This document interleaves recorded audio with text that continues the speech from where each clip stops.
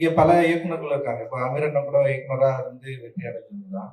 And வந்து பசுபதியான ஆக்டரா இருந்து வெற்றி அடைஞ்சவர் தான். ஸோ வந்து ஒரு வெற்றிக்காக உழைக்கிறது, அந்த வெற்றி கிடைக்கும். அது கிடைச்சதுக்கு அப்புறம் கொண்டாடுறது.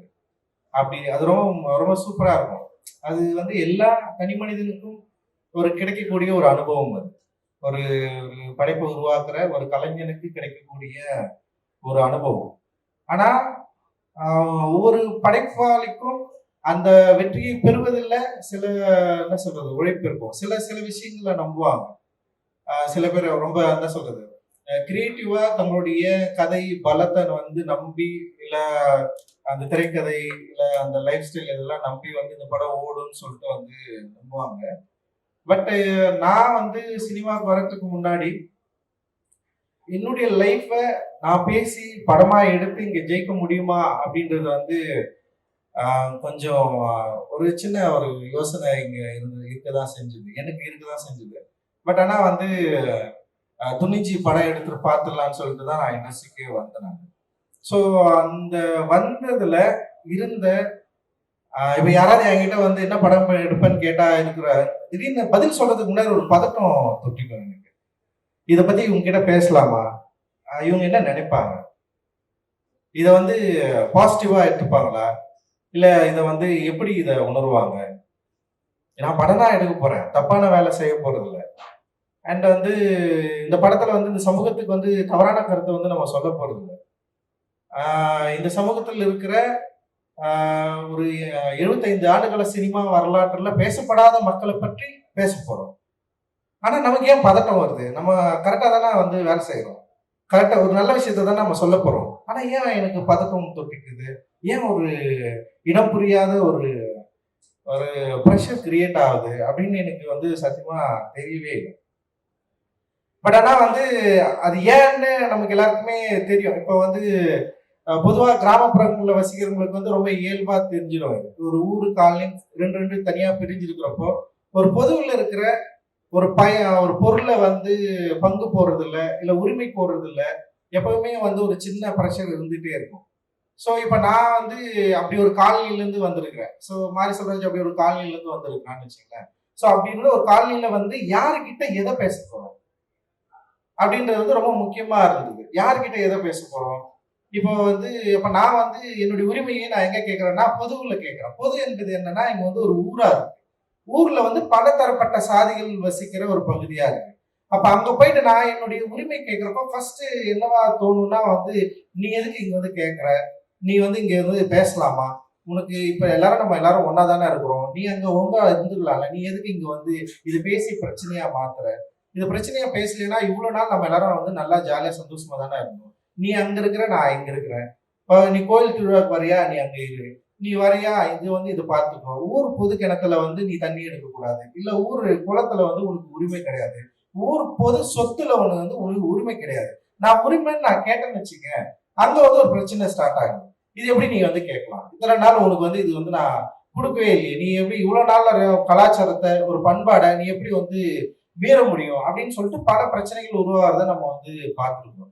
கிட்டத்தட்ட இதே மனநிலை தான் நான் சினிமாவில் வந்து இங்க வந்து படம் எடுக்கிறப்போ கதை சொல்றப்போ என்னுடைய நான் இப்படி ஒரு படம் எடுக்க போறேன்னு சொல்லிட்டு பேசுறப்போ அந்த டைம்ல ஊர்ல ஒரு பொதுவுல பங்கு கோர்றதுக்கான ஒரு உரிமையை கேட்கிறப்போ எனக்கு நிகழ்ந்த இல்லை என்னுடைய முன்னோர்களுக்கு நிகழ்ந்த என்னுடைய பகுதியில் மக்களுக்கு நிகழ்ந்த அந்த பதட்டம் எனக்கு இந்த சினிமாவில் எனக்கு உண்டாச்சு. ஸோ அந்த பதட்டம் என்று எனக்கு தணிஞ்சது. அட்டகத்தி படம் ஜெயிச்சான உடனே எனக்கு வந்து அந்த பதட்டம் தணிஞ்சிச்சா?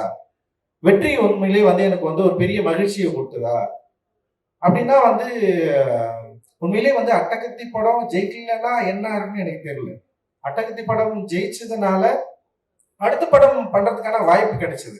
ஆனா அடுத்த படம் கிடைக்கிறதுக்கான வாய்ப்பை இப்ப அட்டகத்தி படம் எப்படி ஏற்றுக்கொள்ளப்பட்டது, அதோட விமர்சன பங்கு என்ன? ஓகே, அது ஒரு சாரார் வெறும் காமெடி படமாவே பார்த்தாங்க. ஒரு சில பேர் அதோடைய நரேட்டிவை புரிஞ்சுக்கிட்டாங்க, சில விஷயங்களை அதை பத்தி எழுதுனாங்க.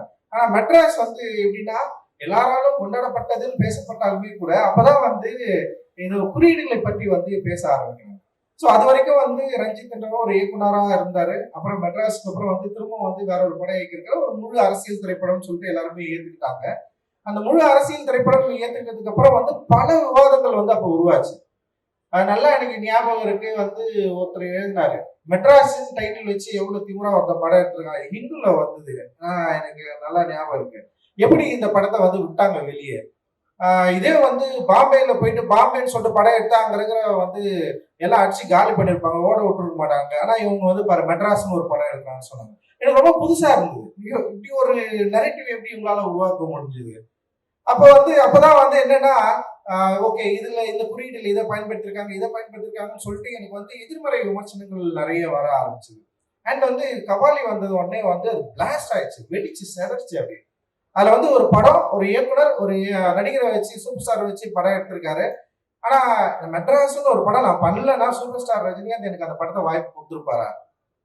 ஆனா ஒவ்வொரு முறையும் வந்து விமர்சனம் வரப்போ வந்து உனக்கெல்லாம் ரஜினி வாய்ப்பு கொடுத்தாரு பத்தியா, ரஜினிகாந்தை வச்சு நீ வந்து எப்படி இந்த டைலாக்க பேசலாம், எந்த டைலாக்க பேசலாம், அவ்வளவு மோசமா பயங்கர பிளாஸ்டா வந்து வெடிச்ச உடனே வந்து நான் என்ன பண்றதுன்னு எனக்கு தெரியல. எனக்கு நான் அப்போ வந்து மெட்ராஸ் கொண்டாடுற மாதிரி வந்து கபாலியை வந்து இங்க உண்மையிலேயே வந்து கபாலியோடைய வெற்றி அப்படின்றது வந்து தயாரிப்பாளர் தானுக்கு தெரியும்.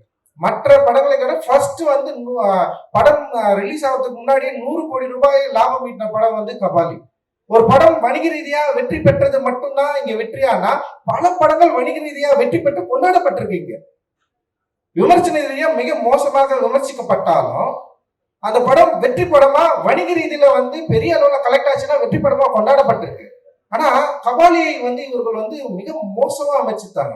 ரஜினியை வந்து எப்படி நீ வந்து ஒரு எஸ்சி டைலாக் வந்து வச்சு பேசலாம், எப்படி ரஜினிக்குள்ள வந்து ஜாதியை கொண்டு வரலாம், எனக்கு உண்மையிலேயே வந்து அதை எப்படி கையாளுறதுன்னு எனக்கு தெரியல. அந்த பதட்டம் வந்து எனக்கு வந்து பயங்கரமா பட்டுக்குச்சு. எனக்கு என்ன பிரச்சனைனா, கபாலி படம் வெற்றி படம் தோல்வி படம் என்பதல்ல என்னோட பிரச்சனை. இதற்கு பிறகு இந்த மாதிரியான படங்கள் எடுக்கவே முடியாதா? யாராவது எடுக்க வந்தா இப்படி ஒரு சிக்கல் வருமா? ஏன்னா தமிழ் சமூகத்துல பயங்கரமான டிஸ்கஷன் நடந்துச்சு. எனக்கு அந்த சினிமாவில் வந்து எப்படி சினிமாவில் நீங்க இதை பேசலாம், எப்படி நீங்க சினிமாவில் இதை பேசலாம், எப்படி நீங்க இதை சினிமாவில் பேசலாம் எனக்கு புரியல. அப்பதான் நான் யோசிச்சேன், அப்ப இதுக்கு முன்னாடி இருக்கிற சினிமாக்களை, என்னை மறந்த சினிமாக்களை, என்னை ரொம்ப மோசமா சித்தரிச்ச சினிமாக்களை, என்னை வந்து ரொம்ப இழிவாக பேசுற சினிமாக்கள் இத்தனை ஆட்கள் என்ன பண்ணாங்க இத்தனை வருஷமா? இவர்கள் எல்லாம் ஏன் இவர்களுக்கு குரல் கொடுக்கல? இவங்க ஏன் இவங்களை பத்தி கேட்கவே இல்லை? இவங்க ஏன் அதை பத்தி பேசவே இல்லை? அப்ப நான் என்ன பண்றேன்னா, நான் ஒரு புது என்னுடைய லைஃப், என்னோட வாழ்க்கைய நான் உங்களுக்கு காட்டுறதுக்காக நான் ஒரு திரைப்படம் எடுக்கிறேன். அதுவும் வணிக ரீதியா வெற்றி பெற்ற ஒரு திரைப்படமா அது இருக்கு. ஆனா மிக மோசமா சித்தரிக்கப்பட்டது. அதோடைய திரைக்கதை அமைப்பை பற்றி பேசுறவர்கிட்ட நான் வந்து டெஃபினட்டா நான் வந்து ஒத்துக்கிறேன். அதோட திரைப்பட குறைவு, அதாவது திரையாக்கம் குறைபாடுகளை வந்து நான் வந்து மனப்பூர்வமாக ஏற்றுக்கொள்கிறேன். ஆனால் ஒரு நடிகரை நீ எப்படி பேச வைக்கலாம், எப்படி இந்த கண்டென்ட்டை பேச வைக்கலாம்? மற்றபடி சூப்பர் ஸ்டார் ரஜினிகாந்த் அவர்கள் நடித்த மற்ற எல்லா படங்களும் உங்களுக்கு வந்து சம சூப்பராக எனக்கு தெரியவே இல்லை. உண்மையிலே எனக்கு பயங்கர குழப்பம் வந்தது. ஆனா நல்வாய்ப்பாக திரும்பவும் வந்து சூப்பர் ஸ்டார் ரஜினிகாந்த் அவர்கள், நான் கபாலி படம் நல்லா இயக்குனன்னு அவரு நம்பினாரு, அந்த படம் ரொம்ப நல்ல படம்னு அவரு நம்பினாரு, அந்த படம் மிகப்பெரிய வெற்றி படம் நம்பி எனக்கு வந்து திரும்பவும் காலான்ற ஒரு படம் கொடுத்தாரு. இந்த நேரத்துல நீங்க நல்லா யோசிக்கலாம், இப்படி ஒரு நடிகர் திரும்பவும் ஒரு இயக்குனரை கூப்பிட்டு ஒரு படம் பண்ணுன்னு சொல்றப்போ, அந்த இயக்குனர் வந்து இந்த சமூகம் வந்து அப்படி பிளாஸ்ட் ஆகி பயங்கரம் விமர்சித்து பிறக்கும், நான் ஏன் காலான்னு ஒரு படம் எடுக்கணும்? இப்ப அந்த காலா படம் எடுக்கிறது மூலமா நான் என்ன சொல்ல ட்ரை பண்றேன்? இந்த சமூகத்துல என்ன நரேஷன் நம்ம கிரியேட் பண்றோம்? ஒரு நில உரிமையை பத்தி அவரை வச்சு நான் பேசுறேன். ஒரு பெரிய ஸ்டார் எனக்கு கிடைக்கிறாரு, அந்த பெரிய ஸ்டாரை வச்சு நான் திரும்பவும் ஏதோ ஒரு கமர்ஷியலான ஒரு படத்தை எடுத்து நான் வந்து என்னுடைய லைஃப் ஸ்டைல வந்து மாத்திக்கக்கூடிய பெரிய படங்களை சம்பாதிச்சு நான் போயிருக்கலாம். பட் ஆனா நான் என்ன ட்ரை பண்றேன்னா, திரும்பவும் வந்து சூப்பர் ஸ்டார் ரஜினிகாந்தை அவர்களை வைத்து நிலமற்ற மக்களுக்கு நில உரிமையை கோருதலை பற்றி ஒரு விஷயத்த வந்து நான் பேச நான் ட்ரை பண்றேன். பட் அந்த டைம்ல பல்வேறு சூழல்கள் இருந்தது. பட் திரும்பவும் வந்து அதேதான், நீ வந்து ராவணனை எப்படி ஹீரோவா காட்டலாம் அப்படின்னு ஒரு பெரிய டிஸ்கஷன் கிரியேட் ஆயிடுச்சு. ஸோ நல்லா ஞாபகம் இருக்கு, ஒவ்வொரு படமும் ரிலீஸ் ஆனது பிறகு வெற்றி தோல்வியை விட இந்த சமூகம் இதை எப்படி புரிந்து கொள்கிறது, இந்த சமூகம் இதை எப்படி ஏற்றுக்கொள்கிறது அப்படின்னு பாக்குறப்ப வந்து ஒரு காஸ்டிஸ்ட்னு சொல்லிட்டு முத்திர குத்துனாங்க. ரஞ்சித் ஒரு சாதி வெறியன், ரஞ்சித் ஒரு காஸ்டிஸ்ட். என்னைக்காவது ஏதோ ஒரு இடத்துல சாதியை பற்றி பெருமிதமா, நான் இந்த சாதியிலிருந்து வந்தவன், நான் இவ்வளவு வெறி பிடிச்சேன், நான் 10 பேரை வெட்டுவேன், என் படத்துல வந்து நான் வெட்டினா மாரில தான் வெட்டுவேன், முதுகுல என்னைக்காவது என் படத்துல ஏதோ ஒரு டைலாக் நீங்க பார்த்திருப்பீங்க? கிடையவே கிடையாது. எந்த சாதியை வந்து மிக மோசமாக வந்து என்னை விட கீழானது அப்படின்னு சொல்லிட்டு நான் எங்க விவரிச்சிட்டு இருக்கேன்? எந்த மனிதர்கள் நான் மோசமா சித்தரிச்சிருக்கேன் என்னோட திரைப்படங்கள்ல? என்னோட திரைப்படங்கள்ல வந்து பெண்ணியத்தையும் பெண்களையும் மற்ற என்ன சொல்றது நிறைய ஸ்டீரியோடைபிக் இமேஜ் உடைச்சிருக்கோம். ஒரு ஈக்குவாலிட்டியை பேணுகிற, ஈக்குவாலிட்டியை வந்து விரும்புகிற ஒரு சமூகத்தை உருவாக்க வேண்டும் ஒரு பெரிய கனவு இருக்கு எனக்கு. ஸோ அந்த கனவின் அடிப்படையில தான் அந்த திரைப்படத்தை வந்து உருவாக்குறோம். ஸோ அப்படி நான் பார்த்தவன் தான் மாரி செல்வராஜ். மாரி செல்வராஜுடைய பரியரும் பெருமாள். எனக்கு உண்மையிலேயே வந்து பரியரும் பெருமாளை வந்து நான் பண்ண வேண்டிய திரைப்படமா இல்லை, அதுவா வந்து சேர்ந்தது. நான் அது படம் பண்ணேன். அந்த படம் வந்து ஒரு பெரிய ஒரு டிஸ்கஷனை கிரியேட் ஆச்சு. டிஸ்கஷன் கிரியேட் ஆனோடனே என்ன இங்க நடந்ததுன்னா, திடீர்னு வந்து என்ன நடந்துச்சுன்னா வந்து மாரி செல்வராஜ் மொழி வேற, ரஞ்சித்தோட மொழி வேற. உடனே வந்து ரெண்டு மொழியை வந்து ரெண்டு பார்வையை உருவாக்குது. அண்ட் இந்த படத்துல எப்படி இது பேசியிருக்குது பாரு அப்படின்னு சொல்றது. பட் ஆனா வந்து என்ன நல்ல விஷயம் நடந்ததுன்னா, ஒரு குரல் இருக்கிற இடத்துல இன்னொரு குரல் ஓப்பன் ஆச்சு. அது ரொம்ப எனக்கு வந்து கொஞ்சம் பாரம் குறைஞ்சது. பரவாயில்ல, ஒருத்தனை திட்டுறதுல இன்னொருத்தர் திட்டு வாங்குறான் அப்படின்னு சொல்லிட்டு. சோ அந்த நேரத்துல வந்து வெற்றி சார் ஒரு படம் எடுத்துட்டாரு, அசுரன் சொல்லிட்டு. சோ 3 பேரும் திட்டமா மாறிடுச்சு. பயங்கரமா இருந்தது. எப்பவுமே என் போட்டோ மட்டும் தான் இருக்கும் திட்டுற இடத்துல. அப்புறம் வந்து மாரி செல்வராஜ் போட்டோ வந்தது. அப்புறம் படம் பார்த்தா வெற்றி சார் வந்து நின்ட்டார். 3 போட்டோ எங்க பார்த்தாலும். அந்த 3 போட்டோவை வந்து இப்போ வரைக்கும் திட்டிட்டு இருப்பாங்க. இப்போ காந்தாரா, இப்போ எப்பவுமே பெரிய படங்கள் வந்து வெற்றி அடைஞ்ச உடனே வந்து தமிழ் சினிமா ரசிகர்களுக்கு வந்து தமிழ் சினிமா வழியாக 3 இயக்குநர்கள் போட்டோ வந்துடும். ஏன்னா 300 படம் எடுக்கிறாங்க தமிழ் சினிமாவில் ஒரு வருஷத்துக்கு. எவ்வளோ 300-400 படங்கள் எடுக்கிறாங்க. நான் ஒரு படம் 2 வருஷத்துக்கு ஒரு முறை தான் இயக்குறேன். ஓகேவா? மாரி செல்வராஜ் இது வரைக்கும் 5 படம் தான் இயக்கியிருக்கிறோம். வெற்றி சார் ஒரு 7 படம் அவரும் அந்த மாதிரி தான் இயக்கியிருக்காருன்னு வச்சுங்களேன். அவரும் வந்து 3 வருஷத்துக்கு ஒரு படம் தான் இயக்குறாரு. ஆனா கிட்டத்தட்ட இந்த 2 வருஷத்துல 600 படங்கள் வந்திருக்கும். 600 படங்கள் எத்தனை இயக்குநர்கள் இயக்கியிருப்பாங்க? அத்தனை இயக்குநர்களுக்கு இந்த தமிழ் சினிமாவை உயர்த்துவதற்கு அவங்களுக்கு எந்த பங்குமே கிடையாதா? அத்தனை தமிழ் சினிமா இயக்குநர்களும் வந்து இங்க வந்து யார் அவங்க படமே பண்ணலையா அவங்க? அப்ப அவங்க தமிழ் சினிமாவை ஏன் உயர்த்துவதற்காக எந்த படமும் இயக்கலையா? அப்ப வந்து ஒரு படம் வெற்றி அடைஞ்ச உடனே வந்து தமிழ் சினிமா சீரழித்தவர்கள் 3 பேர்னா மொத்தமே 10 வருஷத்துல நான் 7 படம் தான் எடுத்திருக்கிறேன். அந்த 7 படத்துல தமிழ் சினிமா சீரழிஞ்சிச்சா? அப்ப மத்த இயக்குநர்கள் என்ன பண்றாங்க? இல்ல நீங்க தமிழ் ரசிகர்கள் என்ன பண்றீங்க? இங்க மொத்தம் என்ன பண்றீங்க? நீங்க ஓட வைக்கலாம்ல எல்லா படத்தையும். ரொம்ப ஆச்சரியமா இருக்குது இந்த நரேட்டிவ் வந்து உடனே செட் பண்றது. இன்னொன்னு ரொம்ப மோசமான ஒரு வார்த்தை பிரயோகம் பயன்படுத்துறாங்க, அமுக்கிட்டாங்க பிதிக்கிட்டாங்கன்னு சொல்லிட்டு. எவ்வளவு மோசமான ஒரு வார்த்தை! இந்த இந்திய சமூகத்தில் இத்தனை நூற்றாண்டுகள் கழித்தும் என்னுடைய சகோதரர் இன்னைக்கு வந்து தீபாவளி கொண்டாடி இருக்கிற ஒரு சமயத்துல வந்து ஒரு ஊர்ல இருந்து அவ்வளவு பேர் அடிச்சு வச்சிருக்காங்க. உங்க கண்ணை திறந்து பார்க்க மாட்டீங்களா நான் கேக்குறேன். எல்லாரும் தீபாவளிக்கு ஊருக்கு தானே போனீங்க. உங்க ஊர்ல பக்கத்துல வந்து நீங்க பிரிஞ்சிருக்க கேஸ்டால பிரிஞ்சிருக்கிற 2 பிரிவை நீங்க பார்க்கவே இல்லையா? இது எப்போ நம்ம சரி பண்ண போறோம் அப்படின்னு ஒரு கேள்வி கேட்டோன்னு வச்சுங்களேன். உங்ககிட்ட என்ன பதில் இருக்கு? வேற ஒண்ணுமே இல்லை. சோ அந்த கேள்விக்கான பதிலை தேடுவதற்காக முயற்சி தான் எங்களுடைய சினிமா. அந்த சினிமா அப்படி முயற்சிக்கிறதுனால நாங்க வந்து ஒரு என்ன சொல்றது, மக்களிடம் விலகி எடுக்கிற ஒரு சினிமா எடுக்கிறோமா? இல்ல, ஒவ்வொரு முறையும் மக்களை நெருங்க ட்ரை பண்றோம். மக்களுக்கு பிடித்த ஒரு சினிமாவை இயக்க ட்ரை பண்றோம். மக்களை எஜுகேட் பண்ற படங்களை இயக்க ட்ரை பண்றோம். ட்ரை பண்ணிட்டே இருக்கோம். இல்ல சில தோல்விகள் வரலாம். எனக்கு ரொம்ப ஆச்சரியம், உண்மையில ரொம்ப சந்தோஷம். மாறி தொடர்ந்து வெற்றி படங்களை எடுத்துட்டு இருக்கிறான். தொடர்ந்து மக்களுக்கான ரொம்ப நெருக்கமான சினிமாவை எடுத்துட்டு இருக்கிறான். இது சாதாரண விஷயமே கிடையாது. இது ரொம்ப ஆச்சரியமான விஷயம். ஆக்சுவலி ஒரு ஆச்சரியத்தை தமிழ் சினிமாவில் நிகழ்த்தி கொண்டிருக்கிறான் மாறி. உண்மையிலே இவ்வளவு வெறுப்புணர்வுகளுக்கு அப்புறம், இவ்வளவு வெறுப்பை கொட்டுனதுக்கு அப்புறம்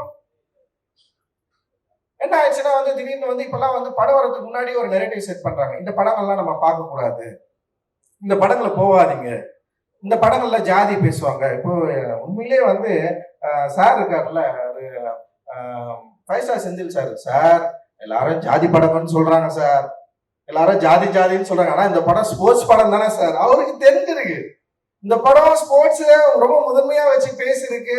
ஒரு ஸ்போர்ட்ஸ் மேனா வரத்துக்கு ஒரு பையனுக்கு அவனுடைய சமூகத்தில் இருக்கிற இந்த பிரிவினைவாதம் எவ்வளவு அவனை அழுத்துது, அதுல இருந்து அவன் வெளியேற எவ்வளவு துடிக்கிறான். ஆனால் மாறி வந்து ரொம்ப கவனமாக ஒரு சந்தானராஜை உருவாக்குறான். அவர் பேரு சந்தானராஜை உருவாக்கி இருக்கிறான். அந்த கந்தசாமி கேரக்டர் ரொம்ப பயங்கரமா வேலிடா வந்து ரொம்ப கவனமா கையாண்டு இருக்கிறான். எந்த விதத்திலும் இந்த பொது சமூகத்திலிருந்து வேறுபட்டு விடக்கூடாது, எந்த விதத்திலும் மிக மோசமா மக்களை பிரித்தாள்கிற ஒரு சினிமாவை எடுத்துடக்கூடாதுன்னு சொல்லிட்டு ரொம்ப அக்கறையும் அன்பும் இருக்கு. அந்த அன்பு தான் ஈக்குவாலிட்டி. அந்த ஈக்குவாலிட்டியை கோருவது எப்படி இன்னொரு மனிதனை எதிர்ப்பதா மாறும். ஒரு மனிதனுக்குள்ள இருக்கிற பிரச்சனையை பத்தி பேசுறதுனாலே ஒரு மனிதன் எதிர்ப்பது கிடையாது. மனிதன் எப்படி வெறுப்பா பார்க்க முடியும்? அப்படி வெறுப்பா பார்த்தா நீ என்னை வெறுப்பா பாக்குற மாதிரி நானும் உன்ன மாதிரி நானும் ஒரு மாதிரி மாறிடும்ல. அன்பு மட்டும் தான் இங்க பிரதானம். எப்படியாவது நம்ம எல்லாரும் ஒண்ணு சேரணும், எப்படியாவது இந்த சினிமாக்கள் மூலமாக இருக்கிற வெறுப்பை அழிக்கணும், அழிச்சு மாத்தணும் அப்படின்ற முயற்சி தான் இது. ஆனா என்ன ஆகுதுன்னா அதிகப்படியான வெறுப்பு அப்படியே கிரியேட் பண்றாங்க. ஒரு படம் ரிலீஸ் ஆகிறதுக்கு முன்னாடி, மாறி படம் ரிலீஸ் ஆகிறதுக்கு முன்னாடி பயங்கரமா எழுதாங்க, இந்த படம் பார்க்க கூடாது, இந்த பையன் யாரும் போவாதீங்க, இது ரொம்ப தப்பான படம், டியூடுக்கு போங்க, டியூடுக்கு போடாங்க. டியூட் டைரக்டர் வச்சு ரொம்ப நல்ல விஷயம் பண்ணாரு அவரு. உண்மையிலேயே ரொம்ப சந்தோஷமா தான் இருக்கு. அண்ட் கமர்ஷியல் சினிமா அப்படின்ற ஒரு திரைப்படமும் சரி, இல்ல இங்க சமூக நோக்கில் ஒரு சோசியலா ஒரு அவேர்னஸை கிரியேட் பண்ணும், அதே நேரத்தில் மக்களோட நெருங்குற சினிமாவும் சரி, இன்னைக்கு பலதரப்பட்ட இளைஞர்கள் உள்ள வந்ததுக்கு அப்புறம் இங்க தமிழ் சினிமாவுடைய போக்கு டெஃபினட்டா மாறி இருக்கு. இது நிச்சயமா ஸ்டாண்டர்டா ஒரு நல்ல இடத்துக்கு போகும்னு நான் நம்புறேன். நீங்க விரும்புற இதே இந்தியாவே வியக்கக்கூடிய பல 100 கோடிகளை எடுக்கக்கூடிய திரைப்படங்கள் எடுக்கக்கூடிய யங்ஸ்டர்ஸ் நம்முடைய தமிழ் சினிமாவில் நிறைய பேர் இருக்கிறாங்க. டெஃபினட்டா அச்சீவ் பண்ணுவாங்க. அந்த அச்சீவ் பண்றதுக்கான ஒரு வாய்ப்பை தான் நம்ம திரைமொழியில நம்ம உருவாக்கிட்டு இருக்கோம். இந்தியா லெவல்ல, வேர்ல்ட் லெவல்ல தமிழ் சினிமாவுடைய போக்கு, தமிழ் சினிமாவுடைய இயக்குநர்கள், தமிழ் சினிமாவுடைய அந்த மொழி, அந்த பிலிமை பயங்கரமா கொண்டாடிட்டு இருக்காங்க. நீங்க வெறும் விமர்சன ரீதியா இல்ல வெறும் வணிக ரீதியா மட்டும் வெற்றி பெற திரைப்படங்கள் மட்டும் கொண்டாடுறது மட்டும் கிடையாது இல்ல. சோ இன்னொரு இருக்கு, அதுதான் சொல்றேன். ஒரு 7 படங்கள் தானே நாங்க எடுத்துட்டு போறோம். மீதி 200 டைரக்டர்கள் 200 படம் எடுக்கிறீங்களா, பயங்கரமா எடுங்கன்னு நான் சொல்றேன். யார் நம்மளை தடுக்கிறது? தடுக்கிறதுக்கான வாய்ப்பே இல்லைல்ல. சோ இந்த வெறுப்பை எப்படி வெற்றியா மாற்றுறது அப்படின்றத உண்மையிலேயே மாறி சம சூப்பரா தெரிஞ்சு வச்சிருக்கிற ஒரு இயக்குனரா நான் பாக்குறேன். அண்ட் ரொம்ப நிதானமா தன்னுடைய கலையின் மூலமாக ரொம்ப நிதானமா ஒரு கதையை ரொம்ப நம்பி அதுல இருக்கிற சிக்கல்கள் எனக்கு தெரியும், எனக்கு ரொம்ப பயம். ஏன்னா மாறி ரொம்ப முக்கியமான ஒரு நெல்லையில் இருக்கிற 2 மனிதர்களை பற்றி அவன் பேச போறான் அப்படின்னு எனக்கு பதட்டம், பயம் தொட்டுக்கிச்சு. ஏன்னா இது மூலமா நம்ம எந்த பிரச்சனையும் ஏற்படுத்தக்கூடாது, உங்களை விட எனக்கு ரொம்ப கவலை இருக்கு.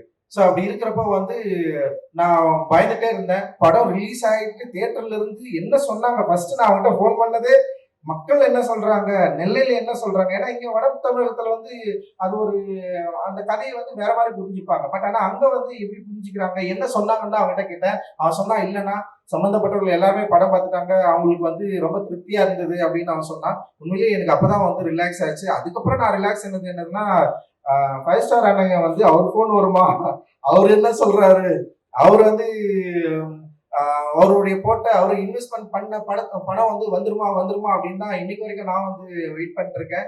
அண்ட் என்னை நம்பி தயாரிப்பு என்னோடு சேர்ந்து பங்கு பெற்ற அந்த அப்ளாஸ் நிறுவனம் சரி, அந்த அதித்தியும் சரி, எல்லாருமே இந்த படத்துல திருப்தி அடைஞ்சாங்களா, திருப்தி அடையணும் அப்படின்றதுதான் எங்களுடைய மிகப்பெரிய நோக்கமாகவும் இருக்கு. ஏன்னா அந்த படம் வெற்றி பெற்றே ஆகணும். வெற்றி பெறலன்னா திரும்பவும் என்ன பண்றது, இந்த மாதிரி படம் எடுத்தா ஓடாது, இது இவனுங்க இப்படிதான் ஆகணும் அப்படின்னு பேச ஆரம்பிச்சிருவாங்க. அண்ட் அந்த வெறுப்புக்குள்ள நம்ம சிக்காம ஒரு வெற்றியை இந்த மாதிரி மக்கள் கொண்டாடுற ஏற்றுக்கொள்ளப்பட்ட, இன்னும் சொல்ல போனா உண்மையிலேயே இந்த மாதிரி படம் எடுக்கிறவர்களுக்கு சப்போர்ட்டா சோசியல் மீடியாவில் பயங்கரமான ஒரு சப்போர்ட் இருக்கு.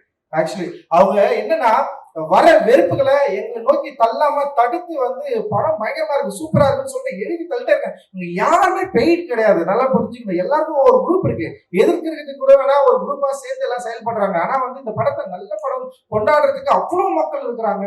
அண்ட் சோசியல் மீடியாவில் பெரிய அளவுல சப்போர்ட் கிடைச்சது. ஃபர்ஸ்ட் 2 டேஸ்ல பயங்கரமா நரேட்டிவ் செட் பண்ணதுக்கு அப்புறமும் கூட இது மாறுச்சு. ஏன்னா தங்களாவனுக்கு படம் ரிலீஸ் ஆகிறதுக்கு மட்டும் பெரிய நரேட்டிவ் செட் பண்ணாங்க. நான் என்னைக்கும் எங்கேயும் பேசுனது, வேற கண்டென்ட்ல பேசுனது, இப்போ பேப்பர் கப்ல டீ குடிச்சா தீண்டாமையா அப்படின்னு கொண்டு வந்தாங்க. ஒரு 3 நாள் பயங்கரமா பேசுனாங்க. எனக்கே தெரியல எதுக்குடா இப்ப இதை பேசுறாங்கன்னு சொல்லிட்டு. அப்ப ரொம்ப ஆச்சரியமா இருந்தது. ஒரு திரைப்படத்தை வணிக ரீதியா தோல்வி அடைய வைக்க வேண்டும் என்று ஒரு ரொம்ப என்ன சொல்றது கன்ஸ்ட்ரக்டிவா இங்க ஒர்க் பண்ணாங்க. அதை மாறி தன்னுடைய கலை திறமையால தன்னுடைய திரைப்படத்தினால மிகப்பெரிய அவங்களுக்கு தோல்வி கொடுத்து நமக்கு வந்து ஒரு பெரிய வெற்றியை உருவாக்கி கொடுத்துருக்கிறான். அண்ட் வந்து நான் ரொம்ப பாசிட்டிவா அதை சொல்றேன். நான் ரொம்ப பதட்டமா அந்த சினிமாக்குள்ள நான் வந்திருக்கலாம். அண்ட் இன்னைக்கு வரைக்கும் வந்து எதிர்மறையான விமர்சனங்கள் வந்து நிறைய இருக்கலாம், வெறுப்பு இருக்கலாம். அதை மீறி ஒரு பெரும் மக்களுடைய ஆதரவு இருக்கு. அந்த பெரும் மக்கள் என்பது என்னுடைய சமூகத்தை சார்ந்தவர்கள் மட்டும் நான் இங்க வந்து சொல்ல, பல சமூகத்தை சார்ந்த மக்கள், ஈக்குவாலிட்டி விரும்புகிற மக்கள், இங்க இருக்கிற மக்கள் எல்லாரும் வந்து ஒன்னா மாறணும். இங்க சாதி படிநிலையில் இருக்கிற பிரச்சனையை வந்து அழிக்கணும்னு துடிக்கிற ஒவ்வொரு இளைஞர்கள், ஒவ்வொரு இளைஞர்கள், அவ்வளவு பாசிட்டிவான மக்கள் நிறைய பேர் இருக்கிறாங்க. அவர்களுக்கு தேவை ஒரு நல்ல படைப்பு. அந்த நல்ல படைப்பை கொடுத்தா டெஃபினட்டா கொண்டாடுவாங்க அப்படின்றதுக்கு வந்து மிகப்பெரிய உதாரணம் பைசன் அப்படின்னு நான் வந்து சொல்றேன். அண்ட் ரொம்ப ரொம்ப நன்றி. சமீபத்துல வந்து ஒரு ஒரு என்ன சொல்றது, படம் பார்த்துட்டு ஒரு மாதிரிதான் ப்ரெஸ் மீட் படம் பார்த்துட்டு ஒரு டைரக்டர் படம் போட்டு காட்டிருக்காரு ப்ரெஸ் பீப்புளுக்கு. வெளியே வந்து பேசுறப்போ ஒரு ப்ரெஸ்ல இருக்கிற ஒரு அண்ணன் கேட்கிறாரு, ஏற்கனவே இந்த தமிழ் சினிமாவை சீரழித்த அந்த 2 இயக்குநர்கள் போதாதா, நீங்க வேற வரணுமான்னு ஒருத்தர் கேட்டாரு. உண்மையிலேயே எனக்கு வந்து அவருடைய கோபத்தை நான் இன்னைக்கு வரைக்கும் புரிஞ்சுக்க நான் ட்ரை பண்றேன். ஏற்கனவே தமிழ் சினிமாவை சீரழித்த 2 இயக்குநர்கள் இல்ல 3 இயக்குநர்கள் அப்படின்றப்போ நான் இன்னும் பக்குவப்பட நான் ட்ரை பண்றேன். ஓகே, அவங்க வந்து உங்களுடைய கோபத்தை நான் புரிந்து கொள்ள ட்ரை பண்றேன். புரிந்து கொண்டு உங்களுடைய கோபத்துக்கு பயந்து நான் படம் எடுக்காம போறது இல்லை. மாரியோ படம் எடுக்காம போறது இல்லை. இங்க இருக்கிறவங்க யாருமே படம் எடுக்காம போறது இல்லை. பட் உங்க கோபத்தை புரிந்து கொண்டு உங்க கோபத்தோடு எதிர் நின்று சமராடுவதற்கான மனநிலை உள்ள ஒரு திரைப்படத்தை உருவாக்குவதற்கு தான் எங்களுடைய நோக்கமே தவிர உடனே இது வந்து விட்டு ஓடுறது கிடையாது எங்களோட நோக்கம். நிச்சயமாக இன்னும் நிறைய தளங்கள்ல இறங்கி வேலை செய்ய போறோம், நிறைய ஒர்க் பண்ண போறோம். நிச்சயமா உங்களுடைய சப்போர்ட் தேவை. என்னுடைய அட்டகத்தி படத்துல இருந்து இன்னைக்கு வரைக்கும் மாறிக்கும் சரி, எனக்கும் சரி, அண்ட் இங்க இருக்கிற நிறைய நல்ல முற்போக்கான இயக்குநர்களுக்கும் சரி, பத்திரிகைகள் வந்து என்னைக்குமே வந்து சப்போர்ட் பண்ணதில்லை. எதிர்மறை விமர்சனங்கள் உள்ள பத்திரிகையாளர்கள் கூட நல்ல திரைப்படங்கள் எங்க சைட்ல இருந்து அவங்க மறுக்க முடியாத திரைப்படங்கள் வரப்போ எங்களை கொண்டாடி கேட்டிருக்காங்க. எனக்கு தெரியும் நிறைய பத்திரிகைகளுக்கு என் மேல வந்து நிறைய எதிர்மறையான எண்ணங்கள் இருக்கு. அவங்க நிறைய திட்டி தீர்த்திருக்காங்க, எழுதியிருக்காங்க, பக்கம் பக்கமா என்னென்னவோ பேசியிருக்காங்க. பட் அவங்க எல்லாருமே வந்து இன்னைக்கு வந்து பைசனை கொண்டாடியதை நான் பார்த்தேன், பைசனை எழுதி பாராட்டினதை நான் வந்து பார்த்தேன். அண்ட் இந்த படத்தில் இருக்கிற பிரச்சனையை சரியா புரிந்து கொண்டு பேசுறதை நான் வந்து பார்த்தேன். ஸோ இதுதான் அதாவது திட்டியவர்கள் கூட பாராட்டுற ஒரு மனநிலையை உருவாக்கக்கூடிய ஒரு சினிமா. இப்படி ஒரு வாய்ப்பை எங்களுக்கு நல்கி கொண்டிருக்கிற, இப்படி ஒரு வெற்றி எங்களுக்கு தொடர்ந்து அளித்துக் கொண்டிருக்கிற இங்க திரை ரசிக பெருமக்களுக்கும் தமிழக மக்களுக்கும் அண்ட் வந்து இங்க இருக்கிற ஒட்டுமொத்த பத்திரிகையாளர்களுக்கும் எங்களோடு தொடர்ந்து வேலை செய்து கொண்டிருக்கிற டெக்னீஷியன்ஸ், எவ்ரி ஈச் கிராஃப்ட் இருக்காங்க, நிறைய பேர் இருக்காங்க. ஒரு நீளம் வந்து இன்னைக்கு வந்து ஒரு பெரிய ஒரு நிறுவனமா மாறி இருக்கு. அவ்வளவு பேர் இதுல வந்து ஒர்க் பண்றாங்க, அவ்வளவு பேர் சப்போர்ட் பண்றாங்க. எங்களுடைய ஒர்க்கிங் ஸ்பேஸ் வந்து மேக்ஸிமம் நாங்க வந்து ஒரு ஈக்குவாலிட்டியை வந்து எங்களால முடிஞ்ச அளவுக்கு நாங்க ட்ரை பண்றோம். ஒர்க் ஸ்பேஸ்லயே நாங்க வந்து ட்ரை பண்றோம். ஸோ அது வந்து சமூகத்திலையும் பரவணும். அண்ட் திரைத்துறையிலையும் வந்து முக மலர்ச்சியோடு எங்களோட திரைப்படங்கள் வரப்போ ஏத்துக்கணும். படம் நல்லா இல்லைன்னா நல்லா இல்லைன்னு திட்டுங்க, நல்லா இருக்குன்னா நல்லா பாராட்டுங்க. ஆனா படமே எடுக்கக்கூடாதுன்ற ஒரு எண்ணத்தை நீங்கள் கைவிடுவது நல்லது அப்படின்னு சொல்லிட்டு இந்த நேரத்துல உங்களுக்கு வந்து நான் சொல்லி விடைபெறுகிறேன். நன்றி, மகிழ்ச்சி, தேங்க்யூ, ரொம்ப நன்றி எல்லாரும்.